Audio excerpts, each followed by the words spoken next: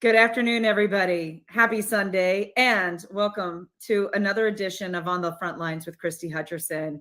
I've been sitting behind a desk for a little bit, as you can tell. I got this beautiful set behind me, but make no mistake, I do pre-recorded shows for a reason. It's because 6 to 7 days a week, I'm on the road, sometimes longer, and I'll just do some of these in my hotel room because I believe that uh, truth can only be found on the actual streets. When you're actually physically out there on the front lines yourself, and you're digging in and finding out what's really going on in this nation, finding truth, right? Videos, footage, it really does change your perspective.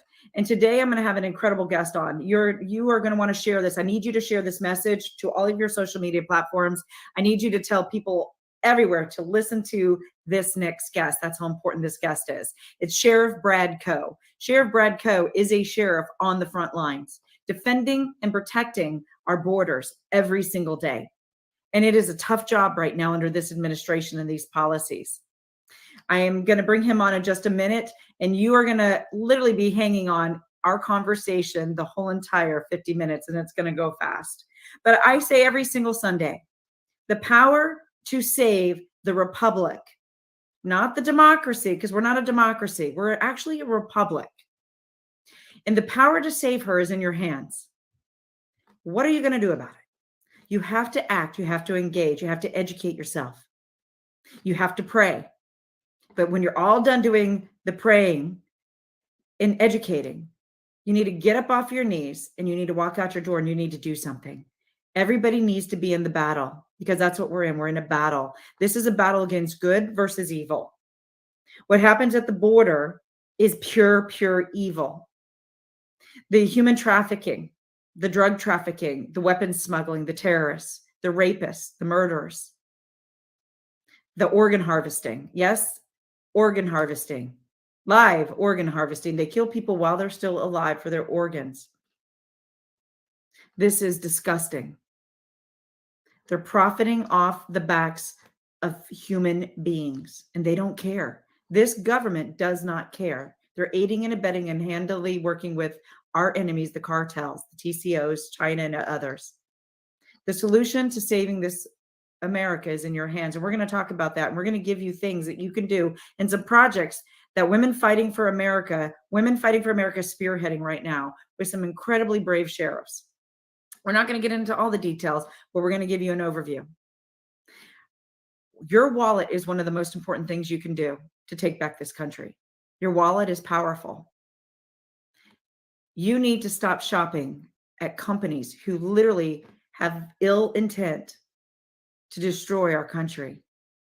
Companies like Amazon, Walmart, Target, Starbucks, banks like Bank of America, Wells Fargo, Chase, Vanguard Fund, BlackRock.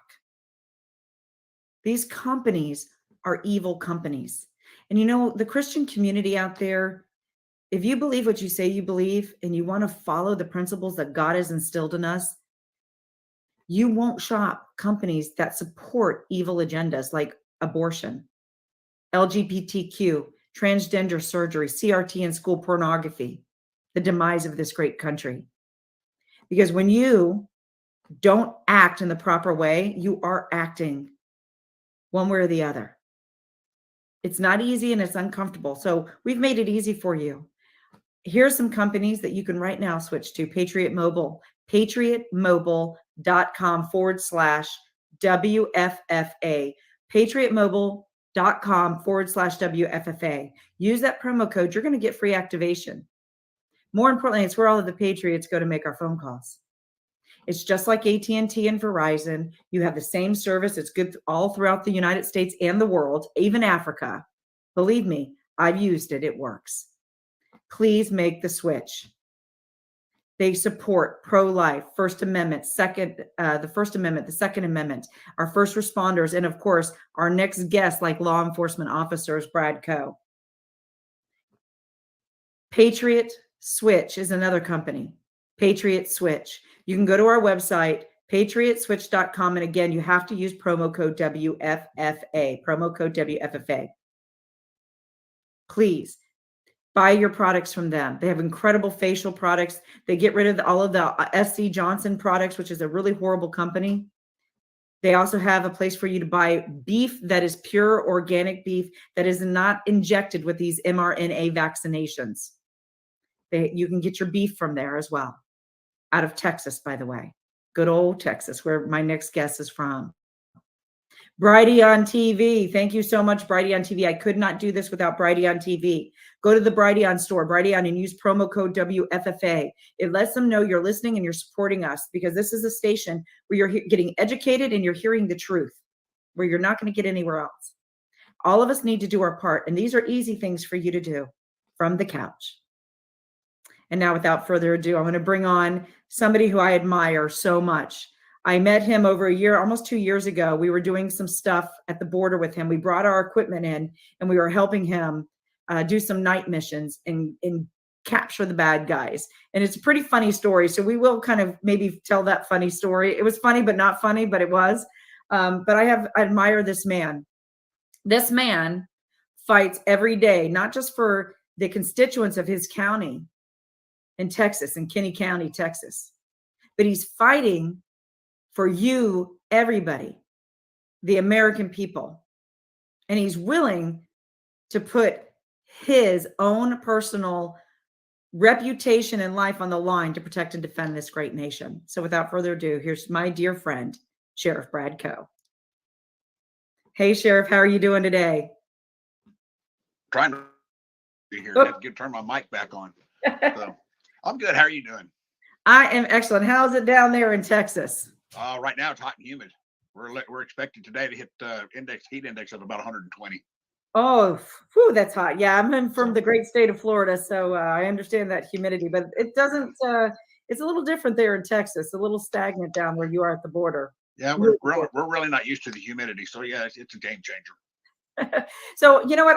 I had the privilege. You and I were together a couple weeks ago, and I interviewed you in your office, and we talked about a lot of things.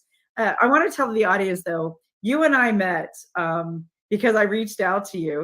It was a couple of years ago, I think now, and it was about 6 months into the Biden administration.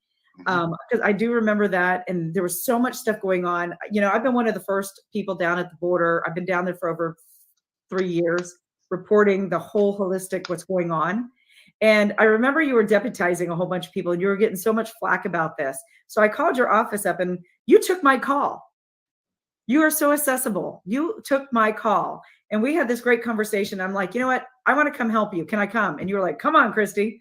And we did this night operation together. Can you speak a little bit about that fun little night that we had? Oh yeah. I mean, that was, and I think everybody got their eyes opened on that also. In a nutshell, Christie and crew came down with their drones to show us what's possible with today's technology. So we go out on a night deal to see exactly how well their night vision works and how the thermals on their drones work and operability. Well, as I'm showing them which way the land runs, the way the place is set up, we weren't even expecting it. They've got movement. And within 30 minutes, we rounded up a group of 20 that were a ranch over. I mean, my fat butt was climbing over the fence, ripped my shirt, ripped my pants because out of practice. But all we were doing was trying to show the commissioners and my troops how these things work. If it was going to be something that we could use or couldn't use, what were we going to do? And next thing you know, we've got 20 people stacked up, and we had to call in my guys, DPS, everybody involved to get these 20 people out of the ranch into the processing center. Yeah, I remember it was because the Border Patrol had their helicopters up in this area. This was 11:30 at night, folks. Yeah. By the way, this is live. I went live, so you can actually see this film footage live from over almost 2 years ago. It's pretty hilarious. I didn't, I'm always battle ready, and my team is an incredible team. And I was wearing high heel boots though this night, which was kind of fun. And she was showing off. Yeah, just a little bit. I could be a little bit of a badass even in high heel boots. Oh, that's for sure. I've never seen a woman scale a fence with high heels. The Border Patrol had their helicopters up, and this was what was really interesting to kind of show you how we have to use different technologies and different technologies to facilitate the security of our border. Because I remember, Brad, when we were there, they were like, oh, there's nothing here. There's nothing on the ground. We're not seeing anything. This is just a waste. And we're like, yeah, right. Watch this. I think within 4 minutes of us having the drones up and everything, we had identified these 20. And we had 2 drones simultaneously. And it was so funny because they were stealth mode. We had them in stealth mode. And I remember you go, can you light them up? So we lit them up and they dispersed. And we were able to geo-track which way they were going. And they were trying to hide and tucker and get underneath bushes. They had backpacks on them. These were the gotaways. These guys would have been the gotaways that they don't want to get caught. And we were able to, like I said, and I remember we couldn't even get everybody to come. So we were like, hey, let's just jump in your truck, Brad. That's what these guys right here are. They're operational ground support. We'll help you tackle them. And that's when it pursued. And I remember you and I, there was this fence with barbed wire, and we literally had to scale this fence, jump over it in the thick bush, dead of night. You couldn't see a thing. But, that's what happens when we, the people, partner with the sheriffs under the direction of law enforcement to facilitate securing our borders, because these guys would have gotten away. And we've got to remember, too, there was also a high game fence. It was a 10-foot fence. It was a huge fence. Yeah, it was. It was a 10-foot game fence. Yeah, we were climbing into, because they do wild game shooting and stuff in a lot of these ranchers. They have very expensive wild animals, exotic animals that are hunting in there. Oh, yeah. And of course, that's part of the reason, like I told you before, that's part of the reason I have to fight so hard for our county. The only resource we have is A, is our children, and B, we're an ag county. And the sheep and goat industry has not gone away completely, but it has diminished to the point where it's hard to turn a profit. So a lot of these ranchers went to the big game ranches where they bring exotic animals. They're literally from aardvark to zebra. You can hunt on these ranches. They're very expensive. Some of these hunts will cost you up to $80,000. So we lose these ranchers. We lose these exotic game hunts. I lose the county. So I have to fight to make sure that these people can stay in business. You brought up a really good point, because this is a subject that's not being really talked about open borders and the impact that it actually has on legal American citizens. We need to stop pandering to illegals breaking an entry into a country, and we need to prosecute them by the law of Title VIII and all of the laws on the books that are currently there that are being broken every single day. So, Brad, when you're talking about protecting and defending your constituents and the people, the legal citizens of the United States, how much money do these ranchers lose because of illegals traipsing through their property, would you estimate, in your county? Well, I know a couple of ranchers that have spent excess of $50,000 in the past 6-8 months repairing fences and other damages. One of our ranchers, he's got some property leased in the southern part of the county, and he's got one pasture that's 3,000 acres. They've cut the fence so much that it's not even worth him to put. He can't put his livestock in there because it's next to the train tracks. If he puts a gate in, they'll just destroy it. They went from cutting a small hole to cutting out a 20-foot section just to show that they can. So he's got 3,000 acres he can't utilize. So we're talking, almost $12 million worth of property that he can't put exotics in it. He can't put sheep, goats, or cattle because they keep cutting the fence. And that's a huge economic impact, not only for the rancher, but for the county as well. And for these are taxes that can be paid to help infrastructure, school systems, road systems that are for your county. Right. And you got to remember that, yes, some of these people do own vast tracts of land, but I refer to them as they're land rich, but cash poor. Everything they have is wrapped up in this, 3, 10, 12, 14,000 acre ranch, because that's their livelihood. So at the end of the day, they still have a bottom line that they have to make a profit, and cutting the fences, damaging water supplies, tearing the barn up or breaking into the house deducts from that bottom line. And you can't stay in business if you're losing money day in and day out. No, you can't. And I don't think it's very fair to the American taxpayer. The American taxpayer has been funding the elites up there in Washington, D.C., our elected officials, so to speak, right? They're supposed to be working for the people, Brad. They're supposed to be defending and protecting legal American citizens, not these foreign illegals invading the United States of America, regardless of the reason why they're coming here. Even if we vet them and they've been accurately vetted to say they're seeking asylum for an actual reason, which most of them aren't. But these people are breaking into a country. They are illegally coming here. They don't have good intent, because their intent is to be illegal and illegally break in and break the law. Their first act as a person coming into the United States is to break our laws. And so these individuals who are up in Congress, right, the Senate, congressional, even our White House, and Governor Abbott, for example, all of these individuals, they're elected officials by the people. They're supposed to be protecting us and not worrying about what illegals are doing. So what do you say to that? Well, I mean, like when I took office, my first oath of office for this particular job and all the jobs I've had in law enforcement, protect the Constitution. That's my first. I have to protect the Constitution. A lot of these elected officials are taking the oath as they're being. What's the word I'm looking for? They're pledging their allegiance not to the Constitution but to the Democratic or Republican Party. It does. They're disobeying. They're not even coming close to following the Constitution. Mayorkas, for example, that's the one everybody's hot on right now. He took that oath to protect the Constitution and the people of the United States. He has failed to do that by his open border policy, which he says he doesn't have. But it's obvious that it is an open border policy because Border Patrol here in Del Rio sector is still catching 1,000 a day. If it was a closed border, we wouldn't have that problem. We wouldn't have those numbers. Sheriff, so 1,000 a day just in your sector, and I hone in, the news media spews what they want you to hear, what they want you to tell, what they want you to know, right? They don't tell the truth. So if you're looking at 1,000 a day, Border Patrol right now in your sector, 1,000 a day right now, that's a lot, first and foremost. Two, they don't talk about the gotaways. So in that 1,000, what's the percentage do you think? Can you give me a guesstimation of a number that you think would be actually accurate for a gotaway for your sector? Well, I can't speak for the whole sector, but I can speak for my county.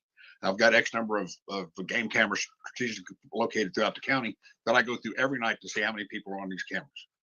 And right now, things have kind of slowed down because of all the rain we've had, but we're averaging between 120 and 130 people a night walking through Kinney County uncontested. So 120, 130 a night. I want America to understand something. And Brad, you and I talked about this. To me, I think this is the biggest and number one national security threat facing the United States of America. We know that there's terrorists who are infiltrating into our borders, death to America. How many of those, think about that, 120 to 130 a night just in your county alone. How many terrorists and bad players do you think have entered our country because of the open border policies under Biden? Well, if you look at the CBP website, they'll say that apprehended, I think the number's up to 25 or 30 people that were on the terrorist watch list. Why do I have to go? Hey, I'm going to kind of deviate off that question real quick, but why do I have to go through CBP to find out that somebody's been apprehended in my county that was on the terror watches? I should get a call from the arresting parties. Hey, we're just want to let you know that we caught a guy from, I don't know, Afghanistan. He's been on the watch list for 10 years. We caught him in your county, so you might want to tell people to be on the lookout. So that's part of the issues that we're having. But with that many people walking through my county, I couldn't even begin to estimate how many of them are some type of either sex offenders, career criminals, terrorists, or just Joe Blow walking through here to try and make a better life. I can't determine that. That to me is extremely frightening. And underneath the Constitution of the United States, and you and I have had a conversation that and lawyers, of course, are going to try to argue because that's their job. That's how they stay in business. But the reality is the Constitution is a pretty simple document. It's pretty plain and clear what you can and cannot do under the Constitution. Right. And so when you look at Governor Abbott, I believe it's just Band-Aids, it's political band-aiding. That's what I call it. It's political band-aiding, these floating buoys in the river and the Rio Grande and the containers and the barbed wire, by the way, which they're told to cut and let these people in. We got that on film. In reality, the borders can be closed down immediately, I believe. And I think you and I have talked about this, even by Governor Abbott right now, under the national security perspective. So we already have a national security issue. Federal immigration is federal, yes. But once they cross that, what is it? It just depends, 5 foot to 15 foot berm, wherever that federal line is. That now becomes either state land or private land in Texas. Right. Every individual who comes over into and breaches our borders, I believe, should be met with a barricade by the sheriffs, by the National Guard of Texas, and they should be processed off that bus, arrested, and then deported back to the country of origin. period. Hard stop. No, there's a lot of good stuff there. But part of the problem is the federal system, B, getting into agreements with. I can't even get the local station to turn people over to me when the landowner wants to file trespassing charges. So it starts at the top, it goes to the bottom. These guys want to give them to me, but they can't because of politics. But you're right. Get that barricade up, whether it's Army, Navy, Air Force, Marines, who cares? As long as we got that border secured, anything that crosses the river and steps into the state of Texas, stack them up for criminal trespass, whatever charges that there may be, and then, like you said, return them to their country of origin. That's where the problem about is. Title VIII, because I think that there's a misunderstanding about Title VIII in the Constitution. And again, you know what? You said something really interesting to me. They can't because of politics. Again, people are not following the law anymore. They're actually breaking. We have everybody from attorney generals to lawyers to sheriffs to border patrol. These guys are good, but they are not following and upholding the law of the United States of America. They're following a directive or an order from a higher up who's actually breaking the law. So we have to, first and foremost, I think, get back to individuals' responsibility to the oath, not to a human being or an office. It's actually to the oath that they took. That supersedes every order that could be given. So let's speak to that first and foremost. And then my secondary question will be, we need to have accountability. And quite frankly, Sheriff Bradco, if people aren't upholding the law because of political reasons, they need to be arrested as well and held accountable. So let's talk about those two things. Okay, we'll start with some of these policies that are coming out. For example, we use Title 8 at USC 1325. We just lost Sheriff Bradco. Well, there he is. Title 8 USC 1325 is the criminal offense for entering the United States illegally between the port of entry. Enforce that, and the problem goes away. We did it back in around 2005, 2006, Operation Streamline. Everything that Border Patrol caught was prosecuted for illegal entry. They all went to jail. Our apprehensions in Del Rio sector went through the floor, from a couple of, 100 a day down to 5 or 6 a day. It works. If you enforce that law, it works. You cannot write a policy that overrides a law. You cannot say, well, we're not going to enforce this law based on this, this, and this. That's not the way it's supposed to work. Anybody that tries to circumvent that law with a policy or even an executive order is in violation of the law, in violation of the Constitution, should be either removed from office or face some type of a consequence. Why do you think that that's not being upheld? Because I can tell you right now, Sheriff, when I was down there, and we have the film footage. So film footage would be evidence of a crime being committed, correct? Right.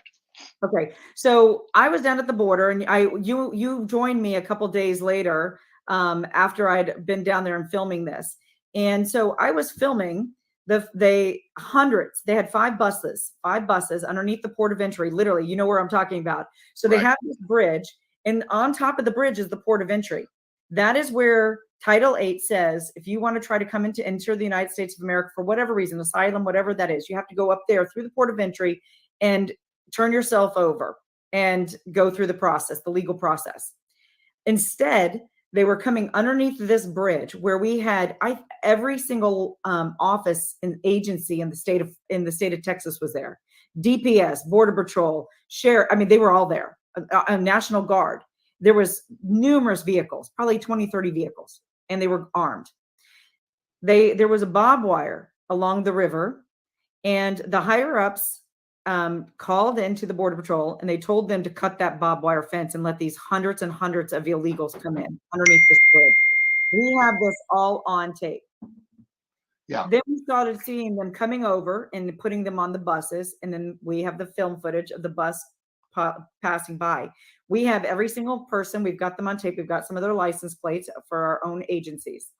That's a crime that they just committed. Am I correct? I would say so, because you're looking at the very minimum criminal mischief for cutting property that belongs to the state. They went down there and deliberately and intentionally cut that wire to allow people into the United States, to allow people to enter the United States illegally for whatever reason. And then after they did that, then just even having them come over and land on our shore and then processing them and putting them on the bus is an illegal act, would you say? I would say so. So But if you're every cutting single the person wire, yeah, if you're cutting that wire to allow them in, there is a crime being committed. So we have this film footage, and we have a Border Patrol agent who actually told me this the day that you and I went back. The gentleman that we were speaking to by your truck, he pulled me aside and he told me these things. And so my question, Sheriff, because when we went back, then they were putting the containers, actually the big containers along the river as well to help try to prevent some of this stuff. I believe some of that was because, they didn't like the fact that I went live and showed a lot of this stuff. And by the way, Sheriff Bradco, I was actually personally threatened by the law enforcement officers there. They, the golf course to my right? Right. I was standing on that golf course and I was filming because they were trying to tell me I couldn't stand over there. So I was trying to get a different angle. And I had 4 officers of DPS threaten me, and I have this on tape, and told me if I took one more step, they were going to physically remove me. A legal American citizen, which I believe was against my rights as well. At the time you were on public property. That's golf correct. course belongs to the city of Eagle Pass. You were on that public property. That's correct. Right. So yeah. They shouldn't have been threatening me. They had no right to. I don't think they did. So this is what's going on in America. Legal American citizens are being treated this way. They're being told to break the law actively. These are prosecutable offenses, I believe. They should be arrested. And I think Sheriff Bradco, and I know this is horrible because you don't want to arrest good men and women who are just taking orders. But at some point in time, we have to start making examples, because I believe that once we start setting precedents and making these arrests, the dominoes will start falling, because they're going to understand that they can't continue to do and have this type of behavior. Even Mayorkas at the highest levels needs to be arrested, because it comes from his office. He's the buck stops at the top, right? The buck stops at the leader. Right. And so if we have this film footage and I turn this over to you, could we make arrests? Well, that's one thing we would have to discuss with the district attorney. Hey, what charges are we going to file? How are we going to charge it? Where are we going to file it? There's some schematics in there that we would have to take a good hard look at. But the other question is, who's he getting his marching orders from? Is it from the vice president? Is it from the president? Is who? I mean, how far up do we need to take it to make all the way? I think we need to go all the way to the top, Brad. They work for us, don't they? I think they forgot that they work for us. See, and a lot of people forget that too, because you'll hear them say, well, our elected leaders. I'm sorry, they're not our leaders. They're our representatives. They work for us. We tell them what we want. They go hash it out and try to get it done. It's not what they want. It's what we want. Well said. And it's really flip-flopped.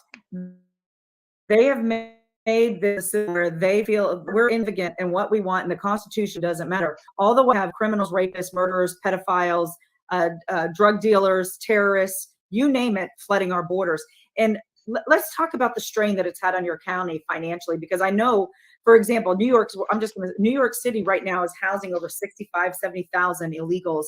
By the way, on the backs of the taxpayer, in the tune of anywhere from $350 to over $650 a night in really nice hotels, food, water, shelter, phones, you name it, they're given all of this stuff. Am I correct on that? Oh yeah. Yeah. And one thing that the mayor of New York came out and said, if you have a house and you have an extra bedroom, you need to start housing some of these people. And we're going to pay you $100 a day per person.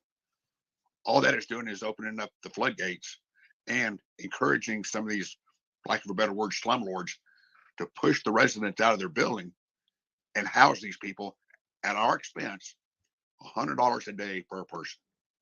$2,800 a month. Gosh, could you imagine how much money you could stand to make? Yeah. $15-20 million easy if you've got an apartment complex that holds, say, 1,500 people. So this whole plan is to literally, in my opinion, displace legal American citizens, replace the population with illegals from all over these countries who can be, by the way, controlled. And that's just my strategic take on this. How do you make a country fall from within? This is one of those ways. And, we don't even talk about the single young adult males of fighting age who are coming over, the Syrians, all of these bad guys. What are they doing with all these single young adult males who look like militia groups, who are military trained, that are coming over? We've got lots of footage of them. Oh, that's one of the questions. Of course, if you look back, I mean, that could be part of the cartel issue. Every major city throughout the country has some type of cartel activity in it. Is this where they're going? Are these the new plaza bosses within the city? You're going to buy your dope from us. You're going to hire our employees. We're going to provide you with the prostitutes, et cetera, et cetera. Is this all part of the major plan? And if you look back in history, the Roman Empire was one of the biggest empires ever. Part of that collapse was they were giving away too much stuff. Up to 25 to 30% of the population at that time was on some type of assistance, and that's why the Roman Empire collapsed. We're following right in their footsteps. I believe that this is purposeful, Brad. What is your thoughts on this? Well, I agree to a degree. It is on purpose. If the Democrats can pull this off, all the people are going to worship us because we're giving them everything, not that they want. We're going to give you what we think you need, and you're going to enjoy it. We're going to give you the crumbs, and you're going to like it. And to some people, coming especially from the third world, look at Venezuela. Inflation's what, 8,000%? So whatever they get over here, they're going to appreciate. And who are they going to thank? The Democrats.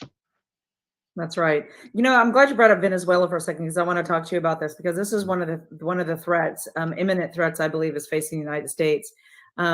There's so much that we can unpack and talk about today, but so we've been looking at a lot of intelligence, and I've been over in Central and South America.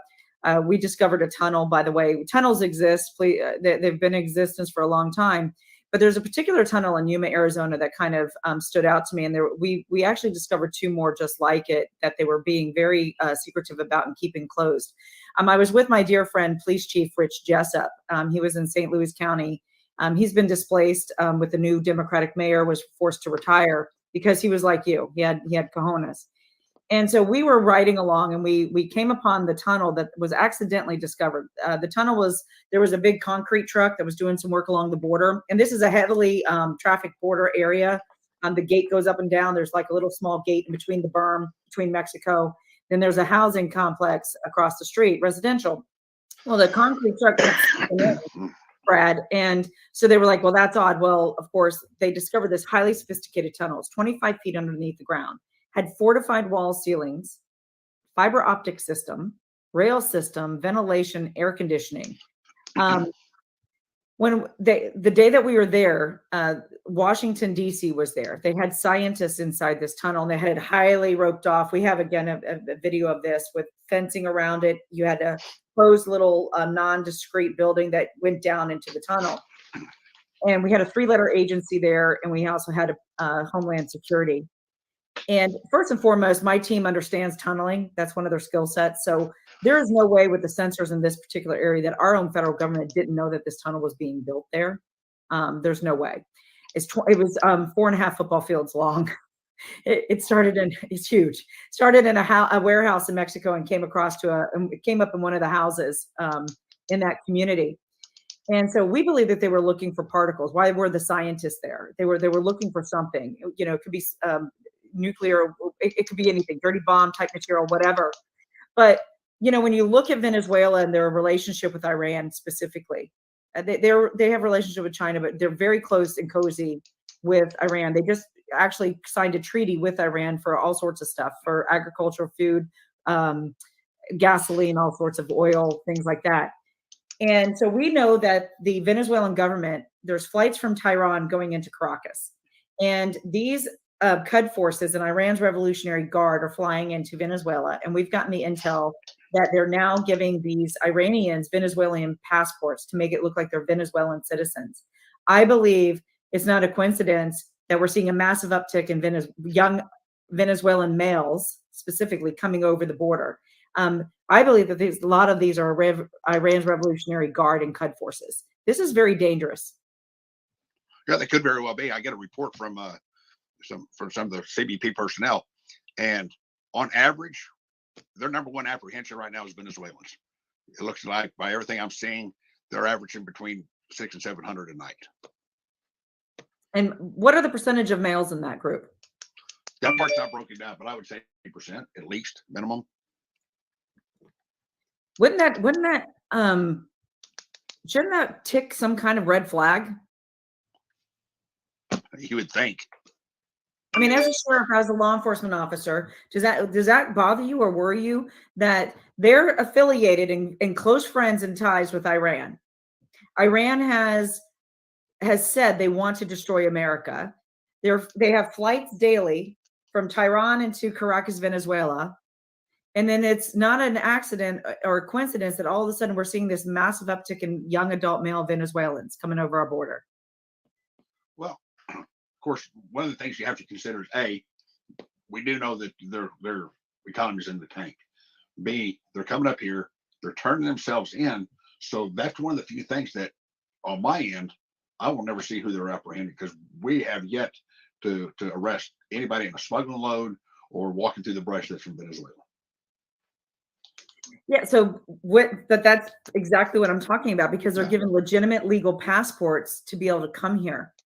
So they're not legitimate arrested unless they're pinged on the terrorist watch list. Even then, like when we did the Cuban issue back in the 80s, the Cubans showed up there, they left Cuba, came right into Miami. Whatever name they gave is the name that they were given. Changed. I mean, they had all the monikers, the tattoos, the whole 9 yards.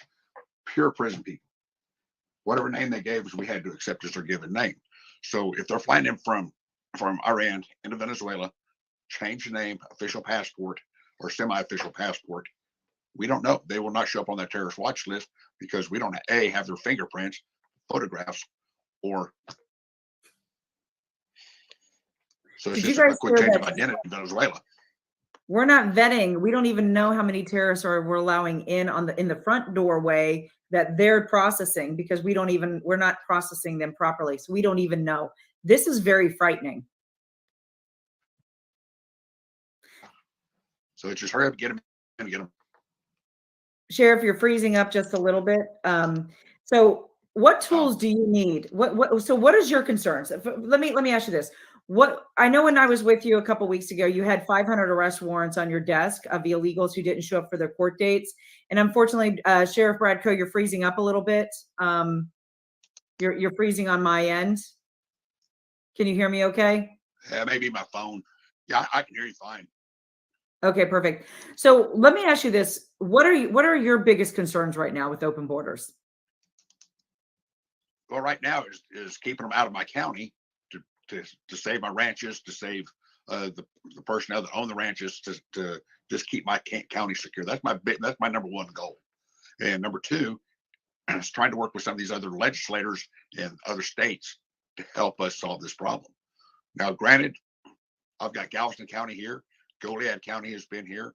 I now have Bayou Vista, Texas here, all in our county, all at the same time, and we're seeing a difference. DPS is here nonstop. We've got a real good crew this go around. We're knocking stuff down left and right. But what we need is the people in Washington, the people in Austin, and the general population of this country to stand up and say, enough is enough. Mr. President, you're done. We're taking, we're going to take control of this border one way or the other, with or without you. So, and it's in the Constitution. I mean, if we're not happy with our government, we have a constitutional obligation to take it apart, reestablish it, and start from scratch. And that's what I believe that needs to happen. I agree with you. And you know what? I know I'm working diligently behind the scenes to make sure that happens. It is our duty. Can you speak to duty? Because as a law enforcement officer, you have a duty to the Constitution and a duty to your constituents. And I think that in today's society, we forgot what our duty is, because the patriotism in America is waning so much. So can you talk to duty and responsibility to do exactly what you just said? We have a duty to replace the Constitution, those in office who no longer serve natural law or the Constitution, and they've become corrupt. And that's part of the duty of every law enforcement officer, and even the people that we've elected to Congress and the House to support that Constitution. And it's our duty, my duty, your duty as a private citizen, to bring people that information, those facts, and say, hey, yes, it is. This is legal, and this is what we're going to do. Either shape up or ship out. If we can't get control of our government the way it is, it's time to revamp it. So my obligation to the county is protect them, protect my country, obey the Constitution, And if there's a law that's passed that is unjust, it's the citizen's duty and my duty not to enforce that law if it's unconstitutional. So, Sheriff, if I brought 100,000 patriot loving Americans down to the border, would you be supportive of that, to say no more, not on our watch? Yes and no. Yes, I would love to have them here, but B, I have to make sure that it's in the best interest of the country. They're properly vetted and they follow the very strict guidelines that we would set forth to have them in place.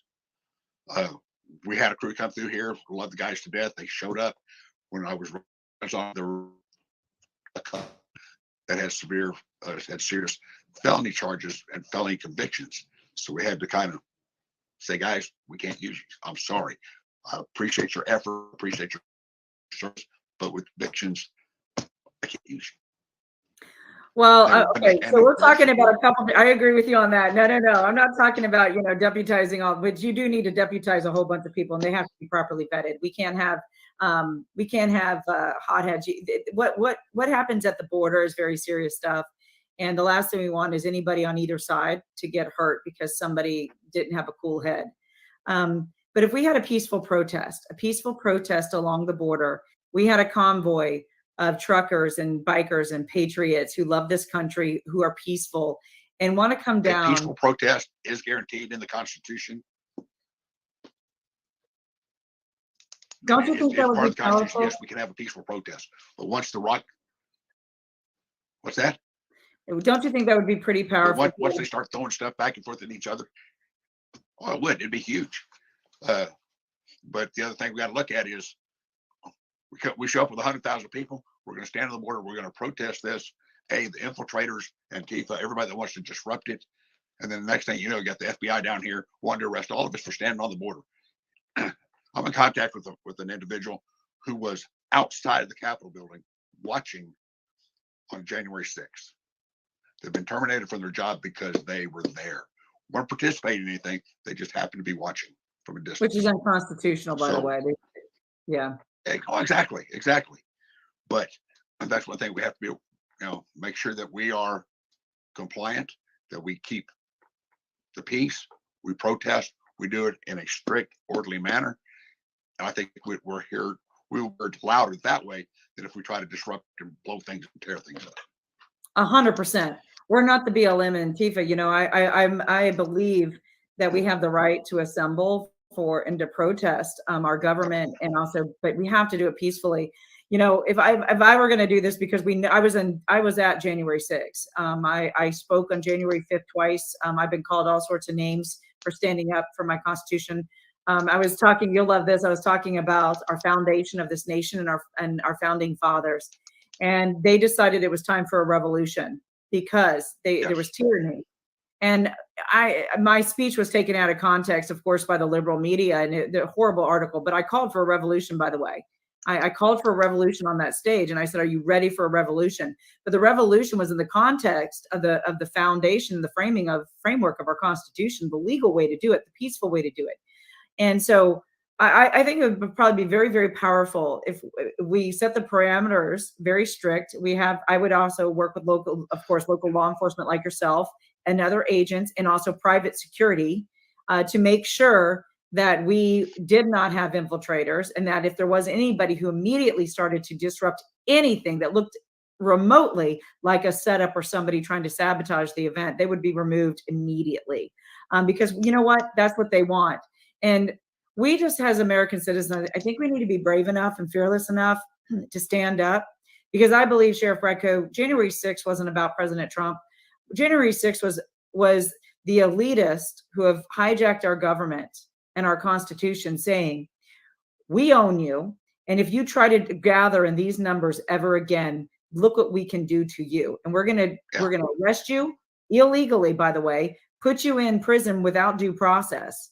But this is what we can do. And you better not ever do it again, because that's who they're afraid of. They're afraid of us because there's more of us than them. What do you say to that? Well, I agree with you 100%. We did have some protesters here shortly after we started Operation Lone Star. And they were peaceful. I'll give them that. They were walking up and down the street. They had their signs that Operation Lone Star is unconstitutional. It's unfair, blah, blah, blah, blah, blah. while they were walking, I just went up and started talking to them and offered them water, offered them shade. Do you need any information? And talked to them on that level on one-on-one. They were there about another 5 minutes and left. I don't know if they're looking for a confrontation or because I showed up, they didn't want to talk anymore, but we haven't seen them since. And you want to go out there and protest? Protest me, carry the signs. If it's 120 degrees and you're protesting me, I'm still going to offer you water. I'm going to let you sit in the shade of my trees and we'll talk. That's the only way we're going to get this solved. So talk to me, protest me. Let's get a dialogue going and we can solve the problem instead of I'm right, you're wrong. That's not going to work. And our founding fathers do that. So that's why they, in the Constitution, they had the opportunity to peacefully assemble and a robust debate. They didn't, So, that's what's missing, the dialogue in America. It's one way or the other. It's a two-party tiered system. It's left and right, left and right. yes. You're wrong, we're right. And there's no common ground anymore. There's no civility at all. Whether it's the illegal movement, the abortion movement, whatever that is, we can all, I know you're a Christian like I am, and we love our Lord and Savior, Jesus Christ. Which we do. And we have to operate in a different realm and perspective, I believe. And so, there's a time and a season for everything that God says under heaven. And there is a time to stand up. There is a time to fight. There's a time to die, all of those things. Yes. And so, but America was given to us. I believe this country was founded on the Judeo-Christian principles. We are defenders and protectors. I think God really wanted us to be the defenders and protectors of the voiceless, including Israel. And we have squandered that. The church has squandered that.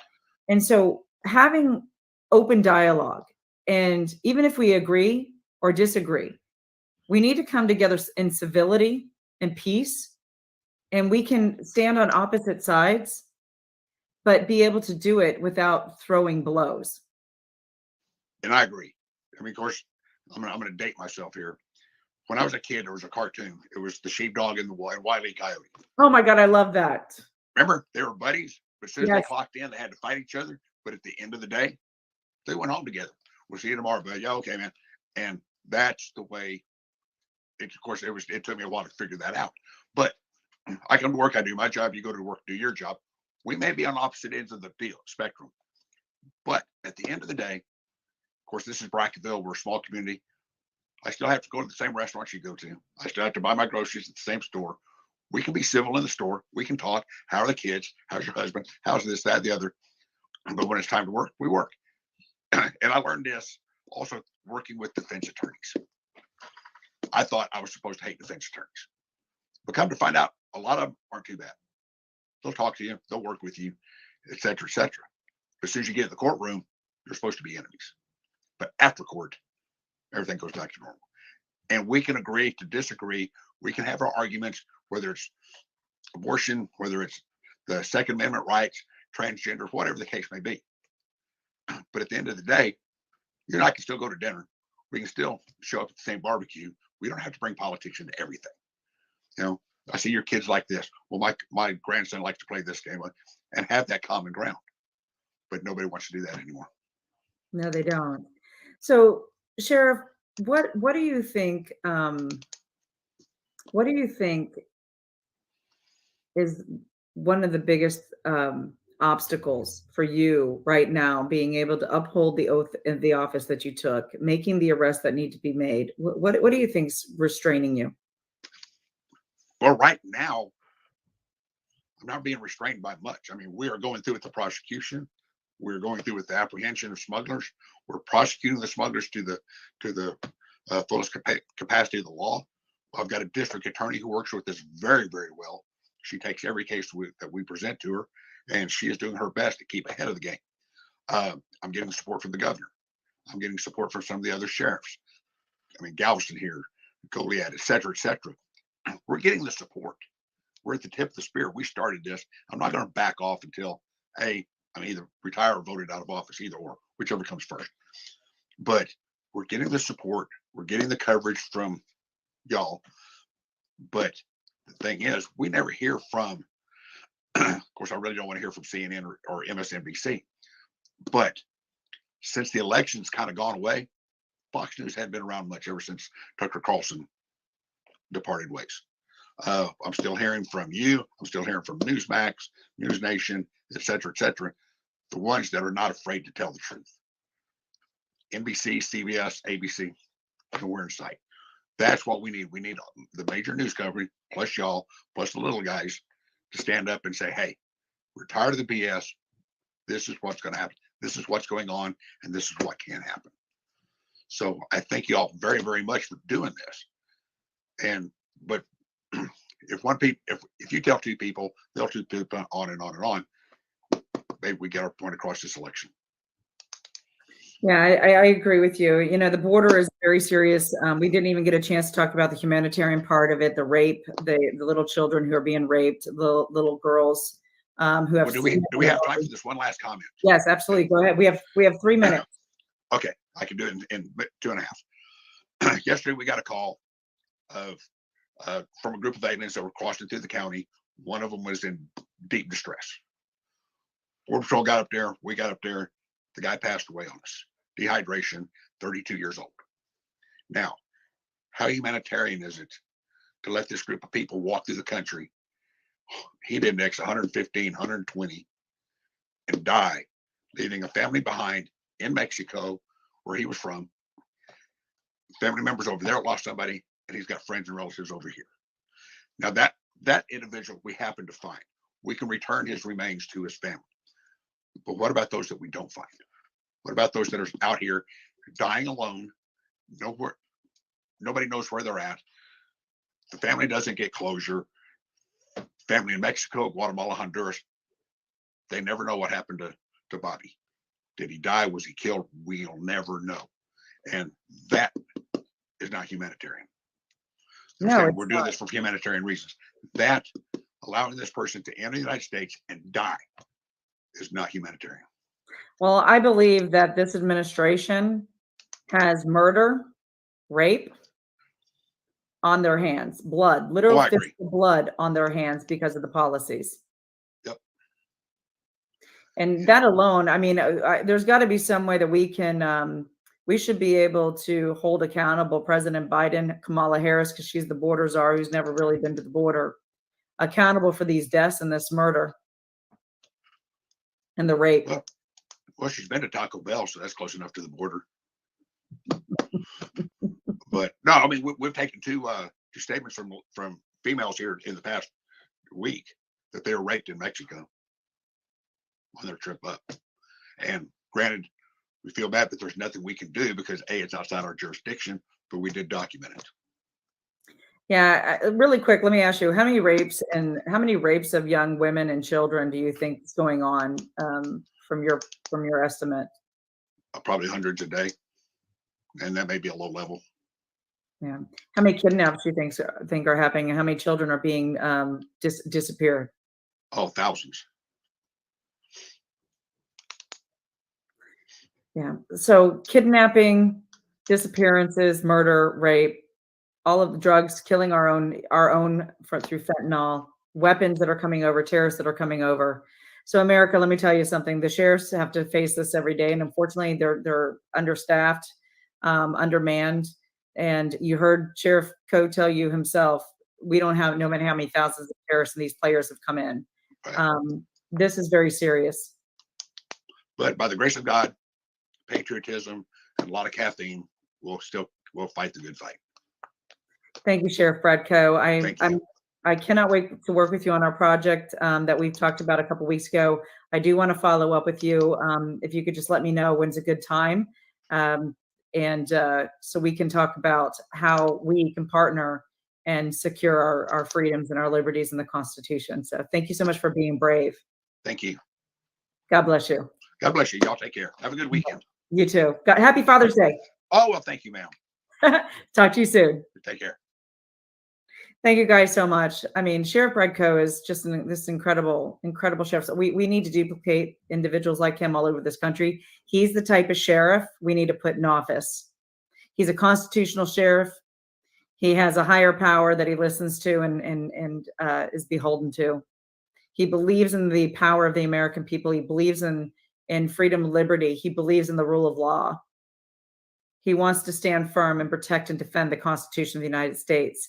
So what you can do, I want you to email me now, womenfightingforamerica@protonmail.com, womenfightingforamerica@protonmail.com. I want you to email us and let us know that you want to engage in this fight to save this country. We're going to tell you some projects that you can get involved with. We need your donations. We need to fund this particular project. So if you can afford 5, 10, 20, 30, if you can afford more money, please, please, please, please donate today, right now. Donate today. Don't wait. Pick up your phone and donate right now. We need to fund the fight to save this country. Follow us, like us, email us. We engage. We will send you information. We're going to do a border trip and so many other things. So thank you so much for joining me today. This has been another edition of Christie Hutcherson on the Front Lines. Thank you, Bridie on TV. God bless you guys, and God bless the United States.